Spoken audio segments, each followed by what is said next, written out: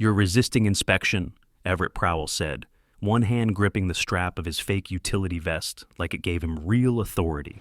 "Under Section 4.3, I'm authorized to escalate." His voice was too calm, too sure. Isla stood her ground on the clubhouse pavement. "You're not law enforcement." That's when it happened. Everett's open palm cracked across her face so hard, her glasses snapped sideways and clattered to the ground. Her knees buckled. I was halfway across the lot when I saw her head whip left from the force. He didn't see me yet, but I saw everything. What Everett forgot, what he never even knew, is that Larkhaven Ridge doesn't belong to him. The bylaws he quotes, I've spent the last 6 months watching him bend them into a weapon, and now he's crossed the line from fines to felony. Before we go further, subscribe now if you've ever lived under an HOA that forgot what home really means. You're going to want to see how this ends. My name is Colt Merrick. I've spent 20 years in military psychological operations. When people try to control others through fear, I don't just recognize it, I dismantle it. This neighborhood was supposed to be a fresh start, quiet trails, green homes, no barbed wire or sirens. Isla needed calm to heal from what happened to us 5 years ago. So, when I bought this house, I looked past the polished veneer of community security and saw the architecture of control underneath. Everett Prowell, president of our HOA board, was the architect. At first it was small, a courtesy notice about our porch light staying on past dusk. Then a printed warning for failing to roll in our trash bin within HOA protocol time frame. Then came the letter calling Isla's certified therapy dog a nuisance, all signed with Everett's initials and a seal that looked like it belonged on a sheriff's desk. But none of that compared to the copper wind chime. It hangs outside our porch. Isla found it in the wreckage of our old house after the break-in. It was the only thing undamaged, a gift from our daughter, who didn't survive that night. That wind chime was peace, sounded like home. Everett called it non-conforming, tried to fine us $50 per week for it. You don't forget a man who threatens the last thing your family has left. Everett runs a volunteer patrol unit made up of 3 HOA cronies wearing matching tactical vests and radios that don't connect to anything. He calls it the Watch. The Watch checks fences, measures bushes, and photographs porches. They also, without any legal authority, attempt in-person escalations. Today was one of them. Everett slapped my wife during one. By the time I reached her side, the Watch had backed up 2 steps like trained dogs waiting for a command. Isla didn't cry. She just picked up her glasses and whispered, "I'm okay," even though we both knew she wasn't. I didn't shout. I didn't threaten. I just looked at Everett and said one word, "Logged," because it was. My vest camera captured the entire incident. I'd been wearing it every time we stepped out of the house. My firm consults for high-risk facilities, hospitals, transit hubs, data centers. I know exactly what civil liability looks like, and this man just gave me more than enough. Everett tried to recover. "This is standard protocol. She violated the community safety perimeter." The neighbors started stepping out of the clubhouse. One woman had her phone up. A couple whispered. A kid stood frozen with a juice box dripping onto his shoe. I reached for Isla's hand. "Come on," I said. "Let's get some air." Everett didn't follow, but he shouted, loud enough for everyone to hear. Non-compliance will be referred to the board for permanent restrictions. He didn't know that I'd already submitted my request to the state oversight auditor with photos of his fake mishoros, citations and copies of the bylaws he forged. He didn't know I'd mapped the enforcement budget and found payments routed to his private P.O. box. He didn't know I'd copied the voice memo where he calls himself Captain, like that title means something in this country. But he will. The wind chime rang twice as we opened the front door, not because of the breeze, but because my hands were still shaking. The next morning, a yellow paper was pinned to our door with masking tape, not slid into the mailbox, not mailed, just stuck there like an eviction notice. At the top, in bold red letters, it read, "Final strike warning, unresolved aggression." Below it, a list of made-up violations. Hostile posture toward HOA enforcement staff. Failure to de-escalate. Physical intimidation by proximity. There was no form number, no contact information, no hearing date, just a signature. E. Prowell, Security Operations Chief, which, to be clear, is not a real title, not here, not anywhere. I held the paper in both hands and stared at the lines he'd written in black pen across the bottom. One more non-compliant act will result in formal community sanction. I looked over at the copper wind chime as it swayed, chiming softly in the morning air. I thought about the words sanction, the layers of meaning, approval and punishment, control hiding behind civility. Isla didn't ask what the paper said. She didn't have to. Her cheek was still red from yesterday. She was sitting on the porch, legs tucked under her, sipping mint tea with both hands wrapped tight around the cup. She hadn't spoken much since the slap. We were being isolated, and we both knew it. Larkhaven Ridge was engineered to seem peaceful. Narrow streets with flower beds in the medians, neutral tones, matching solar panels. Every home designed by the same 3 architects. But under all that design was something uglier. A compliance engine fueled by silence. Our neighbors weren't cruel. They were quiet. I didn't blame them. Everett Prowell didn't just weaponize bylaws. He created a culture of fear. I'd watched it unfold for 6 months. First, it was small. A man 2 doors down, Ezra, got a citation for a flag bracket that extended 2 inches past regulation. He removed it overnight.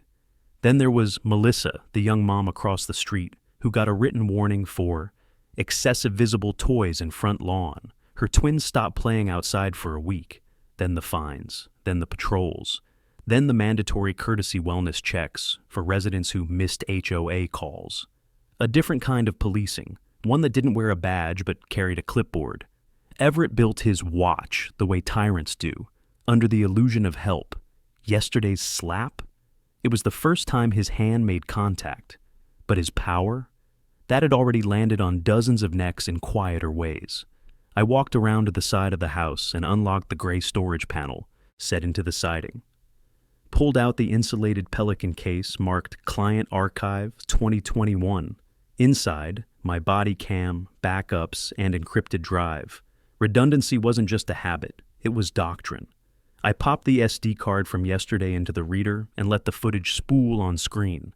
Every second of it, perfectly framed, no edits, no compression artifacts, no ambiguity.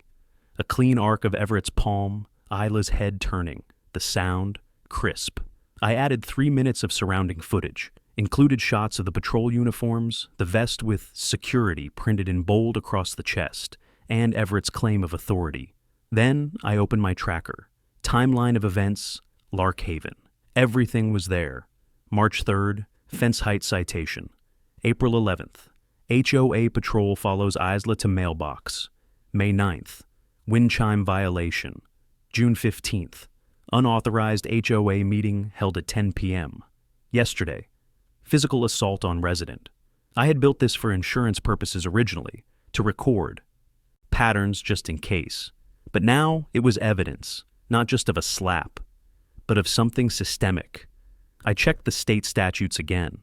Impersonation of enforcement personnel, abuse of authority within private residential associations, use of coercive imagery without legal jurisdiction, every element fit. I'd consulted for enough government audits to know the thresholds, but I wasn't going to push yet. You only get one first strike back, and mine needed to land. I closed the laptop, took a breath, and stepped back onto the porch. Isla looked up from her tea, eyes soft but guarded. "Do you want to move?" she asked quietly. I shook my head. "No, I want to finish what we started." The wind chime answered before she did. 3 soft notes, like footsteps on hollow ground. Juno Callan's pen hesitated a full 2 seconds before it touched paper. She was seated at the far end of the HOA board's meeting table, clipboard angled just off-center, eyes bouncing between Everett Prowell and the printed enforcement resolution he'd placed in front of her. "You'll need to initial here," Everett said, tapping the bottom of the page like a doctor pushing consent forms. "Standard protocol. It just affirms you reviewed the incident and support the citation." I watched from the back row with my arms crossed. Juno was the compliance officer, the youngest on the board by at least 15 years, and the only one who hadn't yet turned into a complete copy of Everett. She wore her discomfort like a badge, tight posture, shallow breaths, and that habit of pressing her pen to her lip without realizing. "This was the Marek case?" she asked, trying to sound casual. Everett didn't even look at her. "Yes. Escalation during compliance round, non-responsiveness from the spouse, physical obstruction." I could feel Isla stiffen beside me. She was still bruised, still recovering. And here was Everett trying to rewrite the record like he hadn't struck her in public. Juno lowered her eyes. Her fingers curled tighter around the pen. She didn't sign. Instead, she asked, "Was there any body cam footage reviewed?" Everett's jaw twitched. "It wasn't required. I was present." "I know. I just thought, since the incident involved physical contact, maybe it would help clarify." He shot her a look that could boil paint. "You're not required to review footage to initial a resolution, Juno. We've never needed it before." No one else at the table spoke. They never did when he was in this mood. The board's treasurer flipped through some unrelated forms, eyes deliberately elsewhere. The landscaping chair nodded without looking up. It was silent obedience dressed as procedure. I stepped forward. "I can provide the footage," I said. All eyes turned. Everett's face hardened. "Mr. Marek, public comment is closed for this meeting. If you'd like to submit a grievance, follow the procedure outlined in Section 6. "I already did," I replied, along with an incident report, time-stamped footage, and an insurance declaration form. I CC'd the state auditor's office.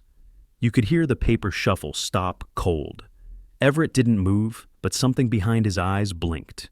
Juno's hand dropped the pen. She didn't speak again during the meeting. Afterward, I waited by the vending machine near the lobby. The others filed past, avoiding eye contact.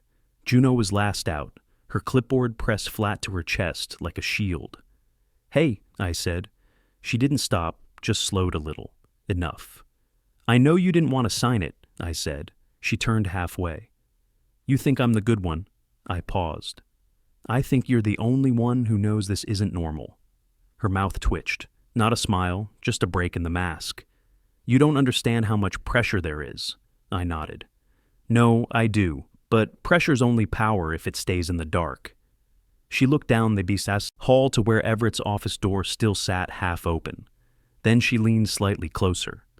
"They've been changing the process. Everett rerouted all incident reports through his private Dropbox. He says it's for security." "Did the board approve that?" "No, but no one asked." My pulse slowed. That was the crack. I didn't need her to be a whistleblower. I just needed the smallest hole, something the state could widen on its own. "Did you initial that resolution?" I asked. She hesitated. I wrote abstained next to it. That was all I needed. I stepped back, gave her space, and didn't press. She left the building fast, shoulders hunched like she knew what was coming but wasn't ready to face it yet. Isla and I walked home in silence. The air was thick with the weight of a system trying to defend itself. But cracks were forming, one by one. And Juno Callan had just drawn the first. 3 nights later, a white SUV rolled slowly past our house. No headlights, just fog lights on low, humming under the sodium street lamps. It didn't stop, didn't honk, didn't park, but it passed 3 times in 10 minutes. I watched it from behind the curtain, silent, hands clasped. Isla was already in bed. She'd started locking both deadbolts now, even during the day. I didn't tell her about the SUV.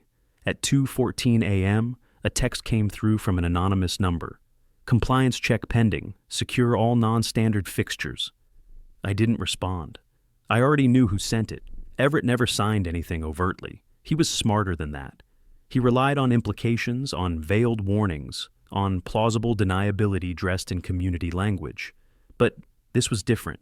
This was pushback. That same morning, a second notice showed up taped to our mailbox. Copper wind chime deemed non-compliant. Submit removal confirmation within 48 hours to avoid $200 penalty. No fine sheet. No rule citation. Just another manufactured threat. I didn't remove the wind chime. Instead, I added a second one. It wasn't about decoration anymore. It was declaration. At exactly 9:10 a.m., the HOA patrol came. 2 men, matching black vests with HOA watch embroidered on the front. Neither wore name tags. One had a clipboard. The other had a GoPro strapped to his chest. Off-brand, no light blinking. I'd bet it wasn't even recording. They knocked once, then let themselves into our yard. I stepped out before they made it to the porch. "Gentlemen," I said, "you're trespassing." The clipboard guy didn't even blink. "We're conducting a perimeter scan for non-compliant fixtures. Wind objects over 8 inches in length are prohibited under Amendment B3. I kept my voice level. There is no Amendment B3. That proposal never passed. I was at that vote. He shifted his weight. The other guy, cameraman, stared straight ahead like he'd practiced blankness in the mirror. "This is an official HOA compliance visit," clipboard guy repeated. "No," I said. "It isn't." I held up my phone and hit record. "What's your name?" I asked. No answer. "Then get off my property." Clipboard guy stepped forward, just enough to test a reaction. "You're creating an escalated environment." I didn't flinch. "You'll want to be very careful with that phrase. In about 30 seconds, this footage will be sent to the county compliance office. And before you say a word, I should let you know I'm the consultant they hired last quarter to train their field analysts on escalation thresholds." Now the pause came. Not long, just enough to show they hadn't expected resistance. The second man shifted back first. Then clipboard guy muttered, "You'll be hearing from the board."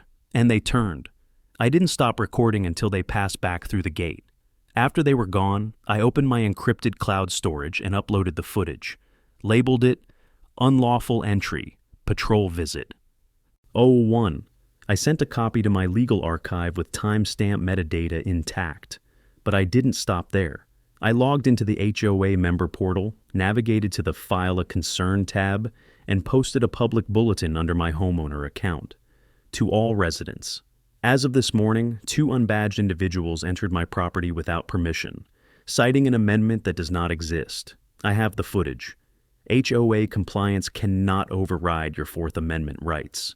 If you have experienced similar visits, message me privately. We may need to coordinate a group filing with the State Oversight Board. I didn't know how many would see it. I didn't know how many would be brave enough to reply. But I knew someone would. Fear has a way of loosening its grip once you hear a single person speak. At 4:15 p.m., I received a burner email from an unlisted address. "I've been fined 11 times in 3 months. I have no proof, but I want to help."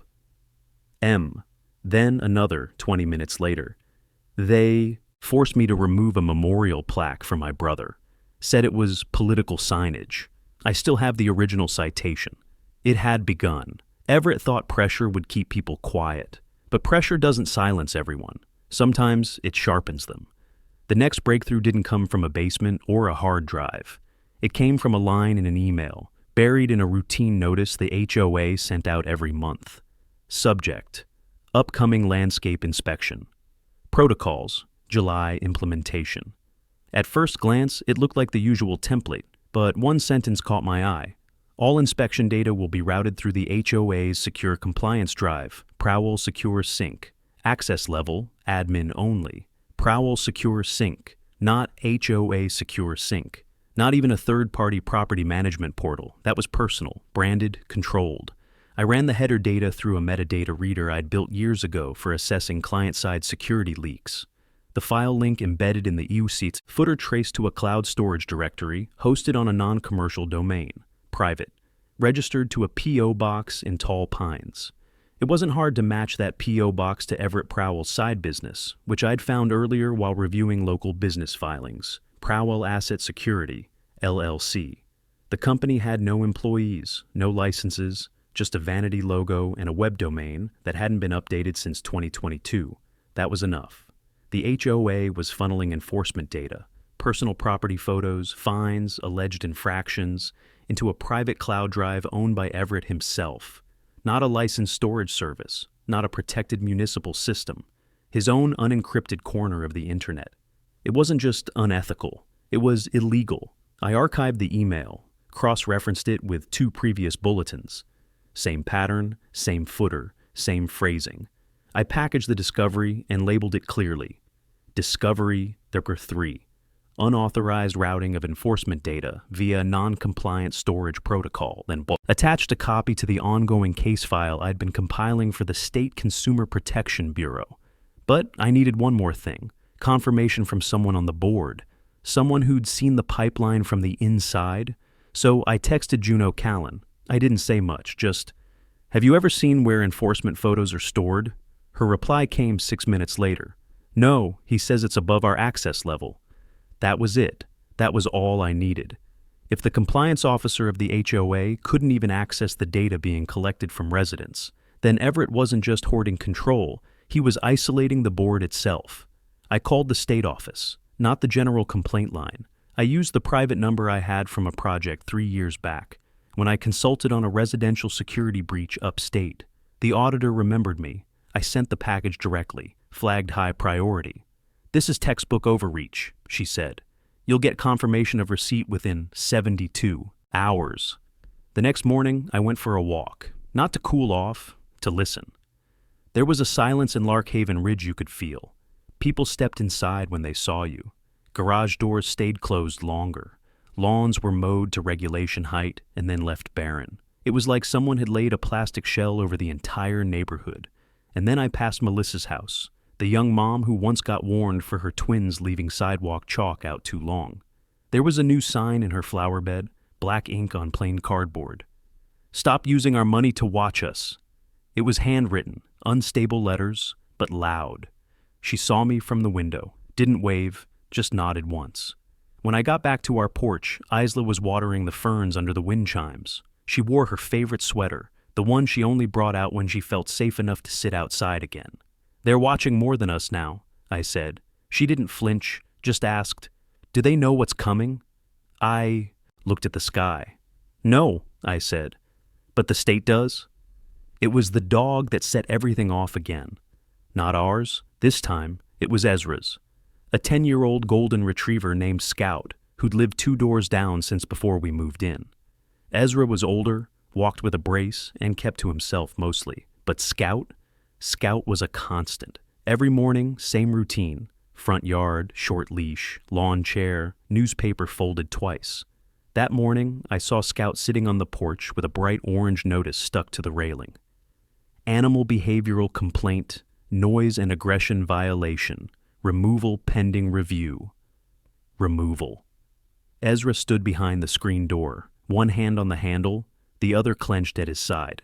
He wasn't yelling, wasn't pleading, just frozen. The patrol had arrived with a handheld decibel meter. They claimed Scout's barking exceeded community thresholds. They had no timestamp, no witness list, and no footage. But they had a printed form and a clipboard.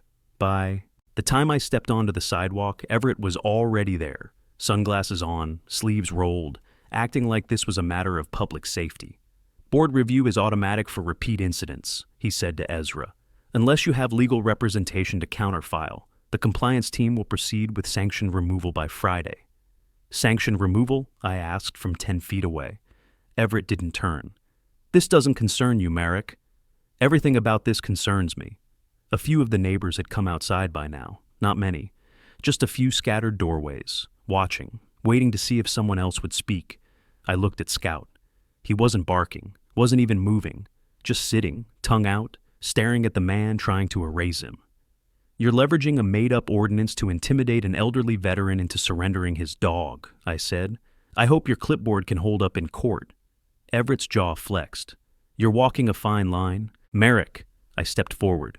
You already crossed yours. That night, I sent in the final piece of the report. I included audio from my watch recorder, video of the exchange, Ezra's written statement, and the official HOA pet regulations, which contain no clause about decibel thresholds or removal enforcement outside of verified animal control orders. I didn't wait for permission. I sent the whole packet directly to the state auditor's email, subject line tagged, Emergency Pattern Escalation, Larkhaven Ridge, HOA, Abuse of Authority in Ongoing Operation. I stayed up past midnight, watching the footage loop on my screen, frame by frame. At 12:47 a.m., I received a red receipt. By 6:09 a.m., I had a formal reply. Review underway. If the incident occurred as documented, action will be expedited under Section 28 Emergency Review Protocol. I walked out to the porch just after sunrise. The air was still, a little colder than usual. Isla stepped out behind me, arms folded under her robe. She looked down at the wind chimes, then up at the sky. You always know exactly what to do, she whispered. No, I said. I just know how to finish what they start. I opened the mailbox. Inside, another letter. Thicker than usual. This one wasn't from the HOA. The return address read, Department of Regulatory Oversight, Residential Authority Division. Inside, an official review notice. Larkhaven Ridge HOA has been scheduled for a compliance audit. Interviews will begin in person. You will be contacted within 72 hours. That was the trigger. We weren't alone anymore. I turned to Isla. She hadn't smiled like that in weeks. The wind chime rang once, then again, then again. Juno Callan waited in the far corner of the cafe, tucked into a window booth like she didn't want anyone in town to know she was there. She was wearing a zip-up hoodie with the HOA logo barely visible under the folds, and her hair was pulled back like she hadn't. Meant to look put together. It was the first time she reached out, not the other way around. I only have 20 minutes, she said, before I even sat down. I'll only need 10, I replied, sliding into the booth across from her. She glanced around once more, then set her phone face down and pulled a flash drive from her pocket. It was unlabeled, wrapped in a small piece of foil. This never came from me, she said. Understand? I nodded. I've been forwarding compliance reports for months without knowing where they actually ended up. But this week, I checked the file path Everett sent me. Prowl Secure Sync. I wasn't supposed to see it. It loaded by accident. Her hands were shaking slightly as she unwrapped the foil. There are folders on that drive, she continued. One labeled Non-Compliant A, H, another labeled Board Quiet. I didn't open all of them, just one. She looked up. There's a file in there named after you. Time-stamped photos, notes about escalation readiness. And Isla's medical certification. It's in there too, scanned, redacted. My jaw locked, but I didn't say anything. I didn't need to. It's more than just overreach, she said, quieter now. He's keeping files on everyone he thinks could cause trouble, including board members. I opened my laptop, slid the drive into the port, and copied the contents without opening anything, just in case. I kept my voice even. What do you want, Juno? To get out clean, she said, without him knowing I helped. Then tell me what breaks him. She hesitated, bit her lip, then, the fund? What fund? There's a budget line for property compliance consulting. Everett's been writing checks out of it, but there's no vendor listed, just initials. PIAC. That's not a company, that's him. You're sure? I cross-checked the amounts with the bank statements. Every dollar goes into his holding account under Prowl Asset Security. That was it. The final link. HOA funds rerouted through a fake consulting service, tied back to personal accounts, propped up by falsified citations and unauthorized data collection. What about the other board members? I asked. Do they know? They suspect, she said. But they're afraid. One of them, Carol, the treasurer, she asked Everett about the consulting charge once. Next week, she got 3 warnings for unrelated landscaping violations. One of them was for her mailbox color. I leaned back, letting the pieces fall into place. Juno tucked the empty foil into her pocket and stood. I shouldn't have come, she muttered. But you did, I said. She didn't smile, but her eyes softened a little. Whatever you're planning, make it fast. She was gone before the tea cooled in her cup. I walked home with the flash drive in my jacket, thinking about all the residents who'd been quietly pushed down, one warning at a time, one fee at a time, until they stopped fighting. Melissa, Ezra, dozens of others, all living in the shadow of a man who'd built a fortress out of fear. When I got home, Isla was on the porch. She looked at me, saw the expression on my face, and didn't ask. I nodded once and handed her the drive. This is it? She asked. It's everything. She turned it over in her hand, then looked past me at the neighborhood we had once hoped would be our sanctuary. The wind chime moved slightly, then I heard it again. The sound of something beginning to break. By sunrise, I had the plan drafted in 4 sections. Not because I needed it on paper, I could have built it in my head.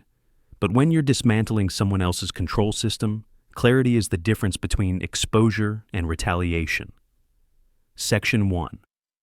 The file tree. I used a forensic copy tool to clone the flash drive Juno gave me. Every folder, every metadata, timestamp, every EXIF tag in the photo logs. Then I compiled a report showing how those files linked directly to violation notices issued to residents. I didn't just list the fines, I showed the pattern. Surveillance first, followed by retroactive citations, followed by bank entries logging the fines as compliance reimbursements. Section 2, the routing trail. I charted the movement of money from HOA dues into the property compliance consulting line. From there, I followed the digital breadcrumbs to Prowell Asset Securities' P.O. box, then into his personal account under a disguised holding company with a single member, Everett Prowell. The amounts matched the fees charged to residents almost line for line. I double-checked with an accountant I trusted. Quiet, discreet, sharp. Section 3. The overlap. I overlaid Juno's board communications with the times violations were issued. Her messages asking for clarification, ignored. The only instructions she ever got were verbal through Everett. No paper trail, no signatures, just command and compliance. But the redactions in the files, especially the one with Isla's therapy dog registration, showed he had access to privileged medical documentation. And he'd altered it, removed the federal ADA tag, faked a timestamp to make it look expired. Section 4, the exposure path. This wasn't just about legal filings. It was about timing, about creating momentum, about hitting the pressure points from multiple angles until the structure collapsed. I scheduled 3 deliveries, one to the state regulatory auditor, one to the Office of Consumer Protection, and one to the county clerk with a civil liability brief attached, all scheduled for dispatch on the same morning. But before I sent anything, I needed to do one more thing. I needed to show the residents. That night, I printed 10 copies of a 1-page visual report. No legalese, no fluff. Just photos, arrows, and dollar signs. I slid one under Melissa's door, one into Ezra's mailbox, one each to the quiet houses with tight blinds and silent porches. The people who'd never come forward, but always nodded a little longer than normal when we passed by. At 6:32 a.m., I dropped the packets into the blue municipal mail chute. At 6:45, I clicked send on the 3 official filings. Then I sat on the porch and waited.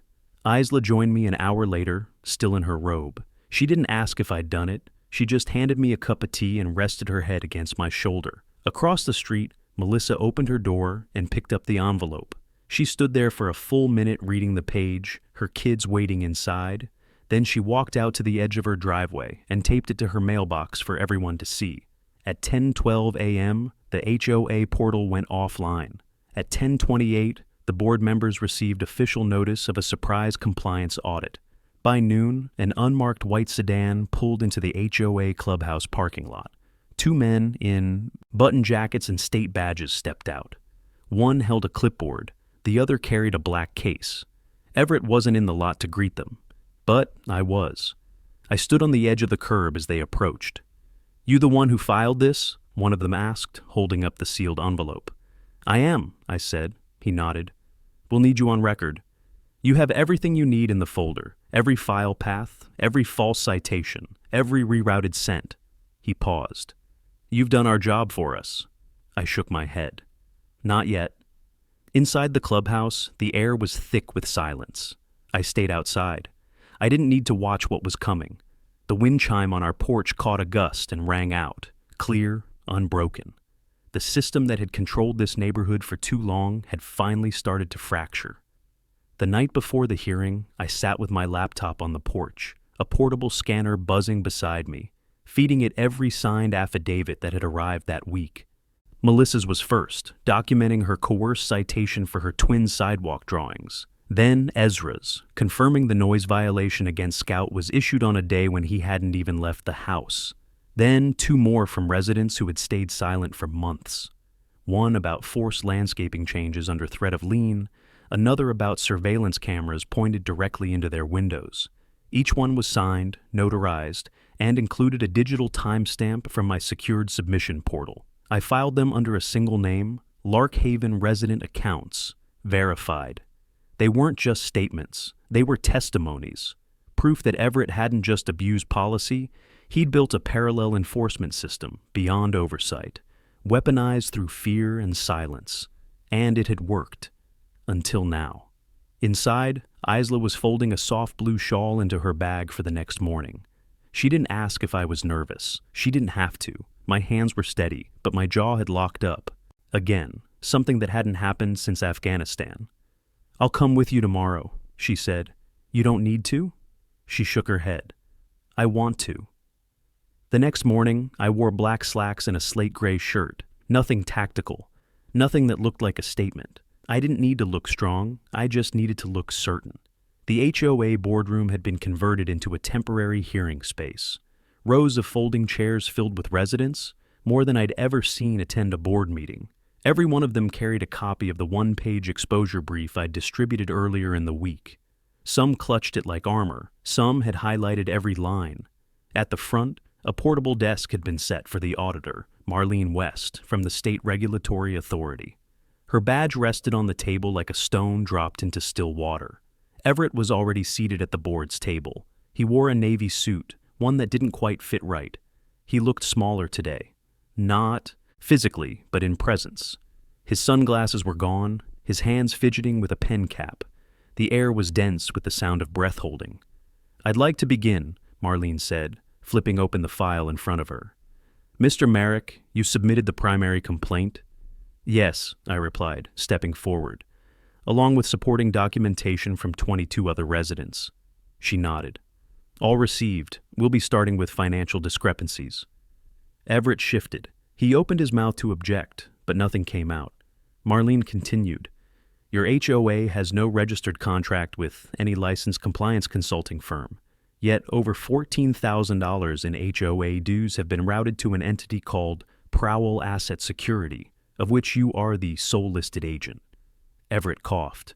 "That's a misunderstanding. Prowell Asset was used for third-party patrol coordination. Security." Marlene didn't look up. "Your bylaws prohibit any unapproved third-party enforcement. Without majority board vote. No such vote exists in your recorded minutes." His mouth closed again. The projector clicked on behind her. First slide. A folder tree. Labeled Non-Compliant A.H. Second slide. Isla's therapy dog registration, redacted and falsely time-stamped. Third. A PayPal receipt listing HOA funds transferred into a private account. Gasps rippled through the crowd. One woman stood. Melissa. She held up her phone. "I got a citation for letting my kids chalk hearts on the sidewalk," she said. "I paid that fine because I thought I had no choice." A murmur of agreement followed. Ezra raised a hand but didn't speak. He didn't have to. Marlene raised one finger. Silence returned. "We will now begin formal questioning," she said. "Mr. Prowell, please step forward." Everett stood, his hands trembling now, his face pale. I sat down next to Isla. She slipped her hand into mine without a word. The copper wind chime wasn't there, but in my head, I heard it again. 3 notes, clean, final. Everett didn't sit back down. After 38 minutes of questioning, he was escorted from the room by a plainclothes officer assigned to the regulatory oversight team. Not arrested yet, but removed, quietly, without resistance. The door shut behind him with the soft click of a lock engaging, and for the first time since we'd moved into Larkhaven Ridge, no one pretended it was business as usual. Marlene closed her binder and looked out over the residents still seated, eyes wide, some shaking, some furious, most stunned. "We are officially placing the Larkhaven Ridge Homeowners Association under temporary administrative supervision," she said. "All board decisions are suspended. Financial controls are frozen pending full forensic audit." A man near the back, one of the lawn committee heads, raised his hand. "What does that mean for us?" "It means," Marlene replied, "that the board no longer speaks for this. Community." For a long time, no one said anything. Then someone clapped. Just once. Then again. A slow ripple of applause spread through the room. Not joyous, not loud, just steady, measured, as if everyone was too used to being quiet to remember how it felt to agree out loud. Isla leaned into me and whispered, "Do you think it's really over?" "No," I said, "but it's started." The next day, the clubhouse was locked, and yellow tape stretched across the front doors with a printed notice posted by the Department of Regulatory Oversight. It listed the audit timeline, a temporary contact email for state liaison communications, and a message at the bottom that read, "To all residents, you have the right to community without coercion." I saw Melissa standing in front of it later that morning, holding her daughter's hand. The little girl reached up and touched the tape, giggling. Then she turned and started drawing chalk flowers on the sidewalk. No one stopped her. That evening, I got a call from Juno. She didn't speak right away, just let the silence stretch a bit before saying, "They're going to ask me to testify." "You should," I said. "You're the only board member who left a footprint." "That's what scares me. You're not alone anymore." There was another pause, this one shorter. I'm not proud of how long it took me to speak. Neither is anyone who finally does, but that's not what matters. She exhaled. "Thank you for not pushing me sooner. You gave me what I needed when I needed it. That's more than most people would have done." The next morning, I filed the final set of documents, confirmation that the compliance fees Everett had pushed through under the name security contributions had violated state HOA fund usage codes. It would likely trigger a second round of fines, maybe even a full civil suit, depending on the results of the audit. But I wasn't waiting on the outcome anymore. The point had never been vengeance. It was restoration, safety, truth. That afternoon, Isla and I walked the neighborhood together for the first time in weeks. No patrols, no clipboards, no fake uniforms or veiled threats. Just neighbors on porches, kids on bikes. A quietness that didn't feel like fear this time. When we reached the edge of Ezra's lawn, he looked up from his folding chair and gave us a nod. Scout barked once, then laid back down, tail wagging. "I heard you did something big," Ezra said, voice low, just enough to reach us. I shrugged. "It was a team effort." He didn't smile, but his eyes softened. "Took guts. Most folks don't push back. Not really." "I didn't come here to start a fight," I said, "but I wasn't going to let my wife live under someone else's fear." Ezra reached down and patted Scout on the head. "You did more than stop a man. You reminded people we're allowed to live without a leash." We walked home slowly. After that, Aisla's arm looped through mine. As we stepped onto the porch, the wind picked up, gentle, soft. The copper wind chime swung once, twice, then rang out with a sound that no longer carried the weight of resistance. It sounded like peace. The HOA Emergency Town Hall was scheduled for a Thursday evening, an open forum mandated by the state auditors to allow residents to speak directly before any reconstruction of the board could begin. No more closed sessions. No more procedural shields. By the time Isla and I arrived, the community center was packed, not just with the regular faces either. People who'd never once shown up to an HOA meeting were now standing shoulder to shoulder in the back of the room, arms folded, eyes sharp. Melissa had brought a poster board. Ezra had a folder tucked under his arm. Even the retirees from the cul-de-sac, the ones Everett used to call background compliance, were seated up front, mouths set in grim lines. No one wore HOA polos tonight. Marlene West took the podium, flanked by 2 compliance officers and a notary. "We'll begin with statements from the audit team," she said, "and then we'll open the floor." She ran through the findings fast, methodical, flat, professional tone. The crowd didn't need drama. They needed verification. Over $22,000 in misappropriated funds. 31 instances of unauthorized surveillance, 8 redacted medical documents retrieved from private storage, 0 formal votes on security expansion, 3 board members admitting they never approved the compliance patrols. Then she said the words that finally cracked the silence. Effective immediately, Everett Prowell is permanently barred from holding any position of governance in any residential association within this state. Further criminal review is pending. No one clapped. It wasn't that kind of moment. This wasn't victory. This was damage assessment. Marlene stepped back. We now open the floor to residents. Melissa was first. She held up a photo of her twins standing on the porch with their chalk drawings behind them. Hearts, stars, stick figures holding hands.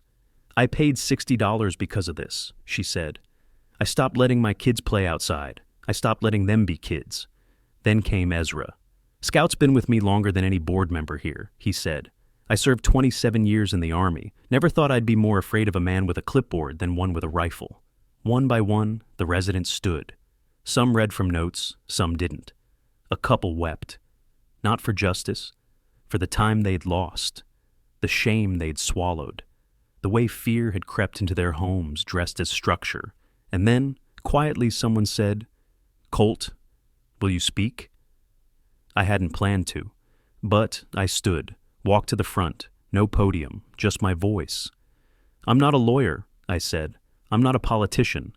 I'm not even a longtime resident, but I've worked in the shadows of systems built to control people, and I know what that looks like when it's wearing a smile." I glanced around the room, at Aisla, at the wind chime earrings Melissa had started wearing, at the flyer Ezra had printed, HOA Reform Committee. Interested? Sign up. I moved here for peace, and I watched that peace get weaponized into silence. But I also watched it crack. I held up a single sheet of paper, Aisla's therapy certification, restored, unredacted, sealed. This isn't about one man. It's about how easy it is for one voice to speak loud enough that everyone else thinks they have to whisper. I folded the paper and stepped back. Silence again. But this one felt different. Fuller. Like the air had more weight in it. Marlene returned to the front. "We'll begin a new board selection process next month. Interim governance will be handled by our office. A community vote will determine permanent replacements. In the meantime, all fines are suspended, and all past citations under the Prowell-led board are under review for expungement." Chairs scraped, shoes shuffled. People began to move, not hurried, not chaotic. Like a long breath had finally been exhaled. As we stepped outside, the night air felt lighter than it had in months. Crickets were chirping. A porch light glowed gently at the corner of the clubhouse. Scout barked once in the distance, and the sound echoed, not like a warning, like permission. The morning after the town hall, Larkhaven Ridge felt unfamiliar. Not in a jarring way, but in the way a house feels after someone finally opens all the windows. Air moved differently. Conversations didn't stop when you walked by. People looked up, not down. Even the patrol SUV that used to circle twice every dawn sat idle in the driveway, with its decals peeled off. Isla and I sat on the porch, wrapped in the kind of quiet we used to hope for when we first moved here. The copper wind chime swayed just enough to give a soft pair of notes, light and unburdened. It had been weeks since it sounded without heaviness behind it. She rested her head on my shoulder. "You think he'll fight it, Everett?" I shook my head. "He's not the kind of man who fights when the lights turn on. Predators like him need shadows. Those are gone now."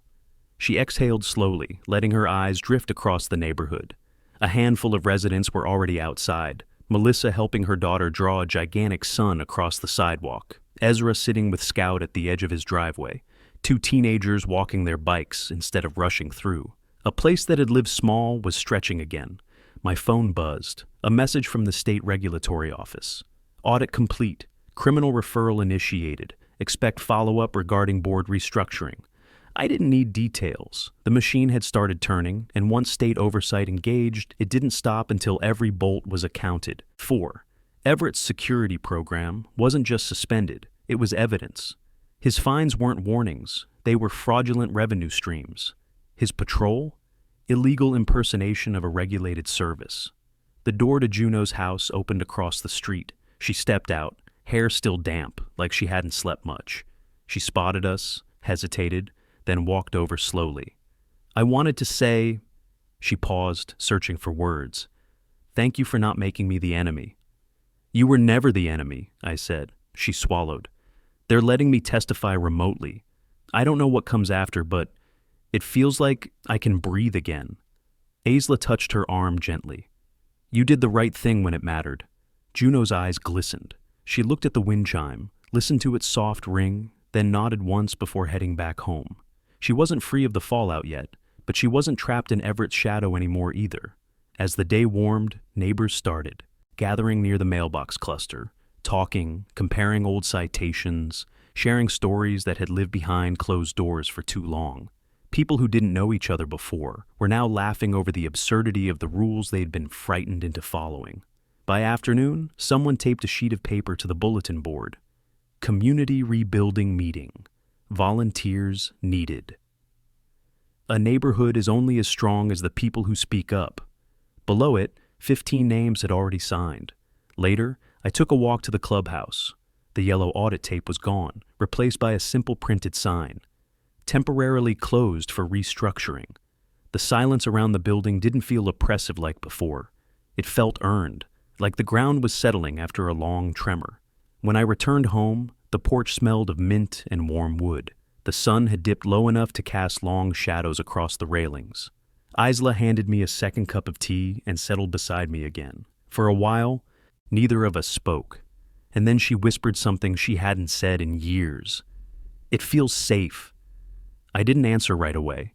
My throat tightened, not with anger this time, but relief. "That's all I wanted," I said finally.